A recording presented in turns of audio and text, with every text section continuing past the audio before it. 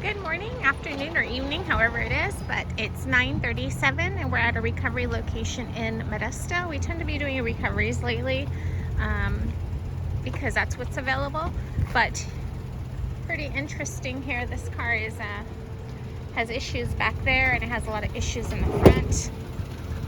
So it's important that I take photos of every angle and write down all the issues because of course we don't want to be responsible for these issues. When it comes to recoveries, they're not always in the best condition. So we have a flat tire here. The tire is almost off the rim, and the front has issues as well. I think I got a little flat tire. Just a little, right? But you know what? As long as it rolls, I don't care. Well, that's how they gave it to us. So. Wow. As long as it wasn't, as long as it's like that when they give it to you. I'm thinking that's probably it's going to go on the bottom. Yeah, I agree. I don't want to put it up there. And then we have a SUV coming.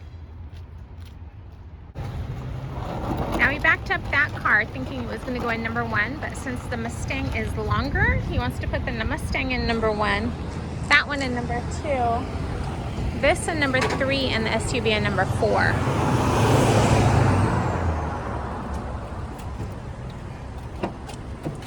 Turn that one around. Yeah, as soon as you move this one.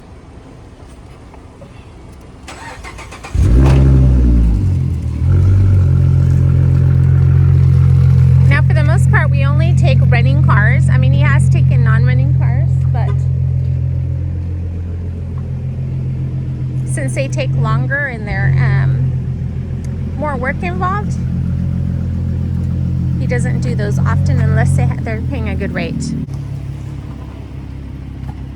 So that said, if he booked these as running cars, if one of these is not running, he won't take it because of course the rate would be lower than the non-running cars.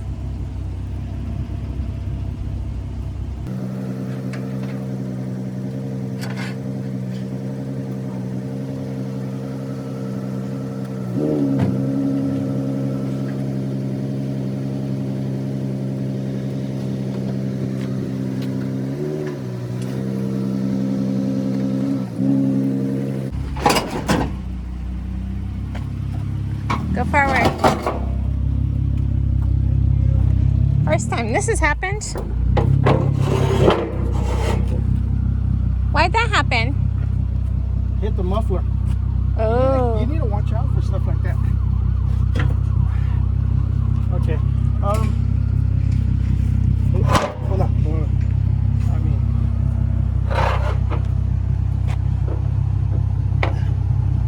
Okay, I'm gonna back up. This is hard.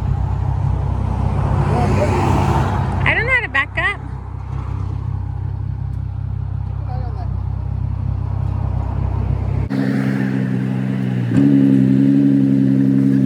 Okay, go slow. Okay, you got it.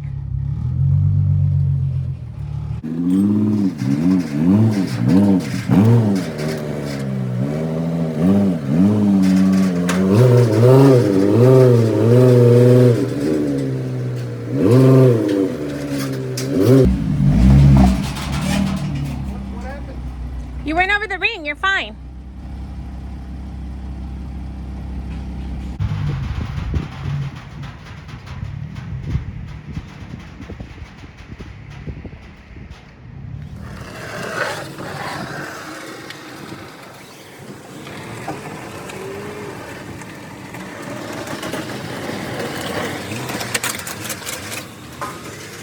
Now both of those cars have battery issues.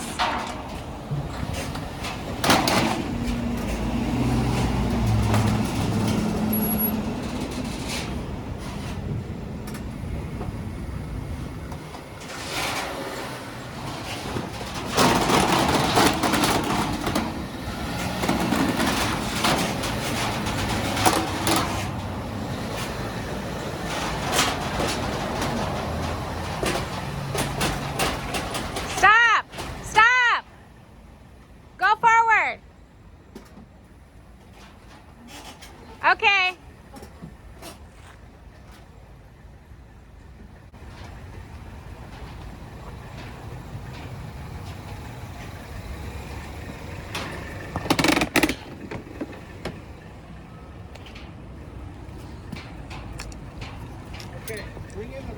Here.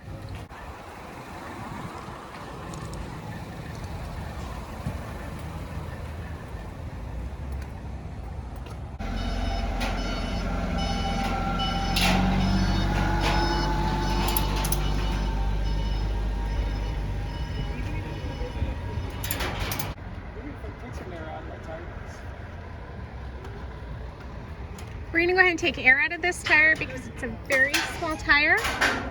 And taking some air out will get the strap to hold a little better once I find something.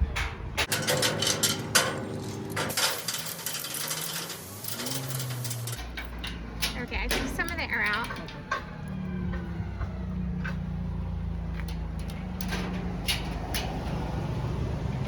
Yeah, heck yeah, that's what you want right there. That's perfect.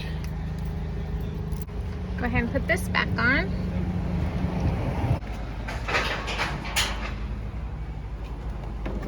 Do we have any zip ties? Yeah, go grab some zip ties. I don't have the razor right now.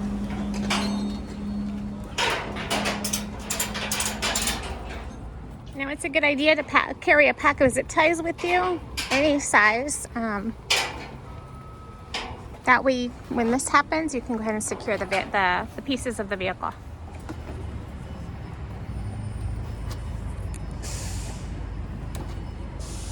Yeah.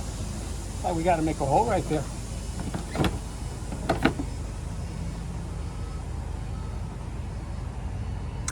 I can do it somehow.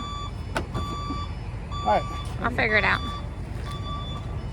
We just need a temporary fix. So what I'm gonna do is I'm gonna put two together, put it through here, and then put it through here. So I zip tied two together, as you can see there. I put it to the top. First I fed it to the top, then like I showed, and then I put it through this hole, tightened it up, and this works. Like I said, it's just temporary.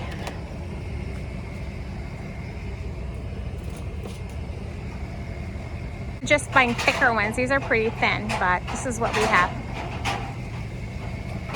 There's a good amount of distance here, and I'll go ahead and show you after he raises the ramp what this distance will become.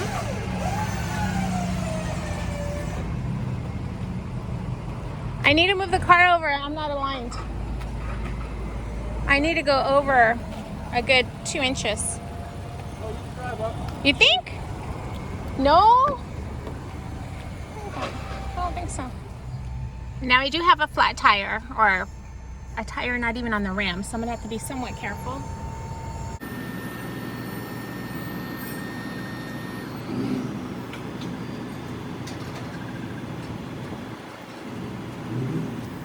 A lot of times I start driving up, but in this situation, since I have a bad tire, I'm gonna go ahead and wait.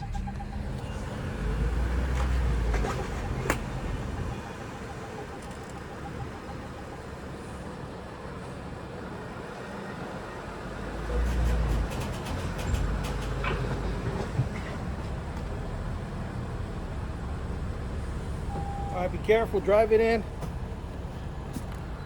because we don't have a tire. Yeah. All right, drive it up there. All right, just keep an eye on the mirrors.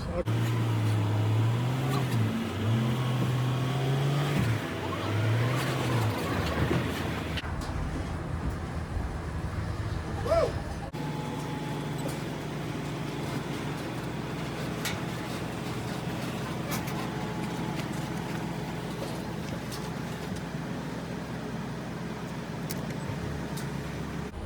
Okay, that's good right there.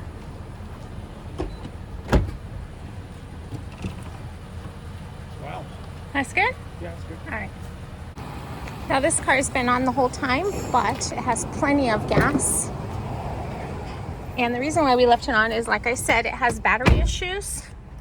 To avoid giving it a jump here, and then hopefully it will charge enough to not have to do a jump at the drop-off location.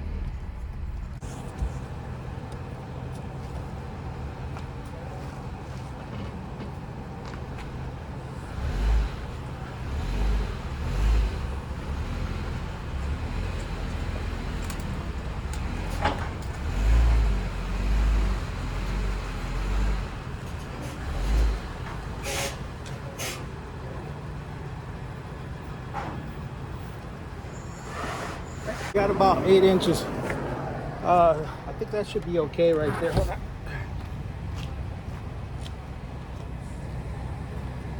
Let me check the other side. It looks like you're good.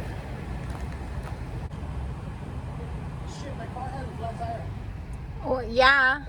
Am I good here? All right. Now this is the load. 3 cars and an SUV. Now that he put the ramp up, let's see what the distance is. He still has quite a bit of room there. Now he backed up the Mustang all the way up, and there's about at least a 3 foot overhang here in the front. He's using the rings that he had installed. Now, I've said this multiple times, the newer Kaufman trailers they do have 1 ring here. But if you happen to have a newer one and you want an additional ring, they sell them at Home Depot, and you can have a welder welded on. If you have an older trailer, you can have those both welded on. Now, seeing that this Mustang is a bit long, although he backed it all the way up, he's right over this bar here, as you can see, and he would have somewhat of a difficult time putting a strap here because of, if he goes over here, which he would have to do, he might have an issue hitting this the front bumper. But fortunately, he had these rings installed, which are here, and he's using one of the rings that he had installed. Now he had 2 on this side and of course 2 on this side. And these did not come with the Kaufman trailer. It's something that he felt that would make his job easier. And looking at it today, yes, he is using them. Then down here, he just has a sedan and then a small SUV in number 4th position.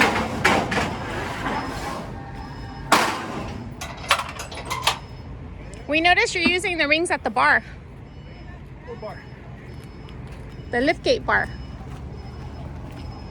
That's not a liftgate, is it? Show me what I'm doing. I was mentioning if you didn't have those rings, you'd have to put the strap way over here and you might hit the bumper with the strap. Yeah, it could be all bad. Yes. You know, if Kaufman's watching this, please start making a trailer like this. It'll help out a lot of the Transporters. Oh yeah, it's even loose. Oh, it is loose? No, but you know what's bad? It's good. Yeah. This Mustang, look at the overhang on this. Yeah. You see? Always back in the first car because your motor's right here. If you go forward, you're gonna put all the weight on the axle of your truck. So you could explain to them and go into detail about that. I'm gonna go hurry up and do this. Okay, you do that. So basically this trailer, although it's only 4 cars, the GVWR on this trailer from Kaufman, the EZ4, is 25,000 GVWR. That means that between the trailer weight and the cargo, it can go up to 25,000 pounds. So it would almost, I mean, whenever you connect the trailer to the truck, some of the weight automatically are going to go onto the truck, onto yeah, some of it's automatically goes there. So it's going to be very difficult to be overweight on this trailer. So why not back up the first car, put more weight on the trailer where it was built to hold the weight and less on your truck. Not only are you going to be lower on your truck going through the scales, but also you're going to do less damage on your truck. You're going to force your truck less. So, and that's for this situation because this is the EZ4, and that's what he tends to do because, like he always says, he wants his truck to last.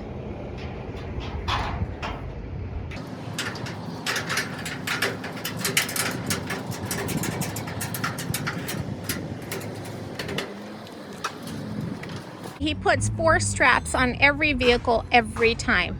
It takes just a couple minutes extra. Okay. And that's the load today. All 4 vehicles are delivered. There's the last one, the Cruise. Yeah, we're pretty close to getting 100,000 subscribers, right? What? No, we could have if we film the end. We never have an ending. Today we have an ending, guys. Thank you for watching our video, and hope you enjoy this video. You learn a lot from it, and please subscribe, and we'll see you on our next video.